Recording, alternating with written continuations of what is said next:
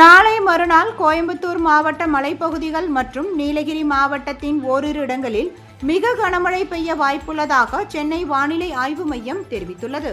இதுகுறித்து வெளியான அறிக்கையில் மத்திய கிழக்கு அரபிக்கடலில் வருகின்ற 22ஆம் தேதி உருவாகும் காற்றழுத்த தாழ்வு பகுதியாக வடக்கு நோக்கி நகர்ந்து தமிழகம் மற்றும் அதனை ஒட்டிய வடக்கு கேரள பகுதிக்கு மேல் ஓர் வளிமண்டல கீழடுக்கு சுழற்சி நிலவும் என்று கூறியுள்ளது.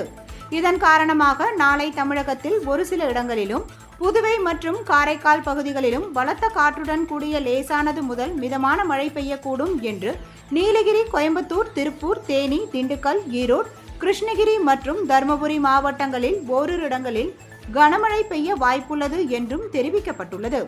நாளை மறுநாள் நீலகிரி, கோயம்புத்தூர், திருப்பூர், திண்டுக்கல், தேனி, ஈரோடு, தர்மபுரி, கிருஷ்ணகிரி, சேலம், திருப்பத்தூர், வேலூர், திருவண்ணாமலை, கரூர், நாமக்கல் மற்றும் திருச்சி மாவட்டங்களில் ஓரிரு இடங்களில் கனமழையும், கோயம்புத்தூர் மாவட்டத்தின் மலைப்பகுதிகள் மற்றும் நீலகிரி மாவட்டத்தில் ஓரிரு இடங்களில் மிக கனமழையும் பெய்ய வாய்ப்புள்ளது என்று அந்த அறிக்கையில் தெரிவிக்கப்பட்டுள்ளது.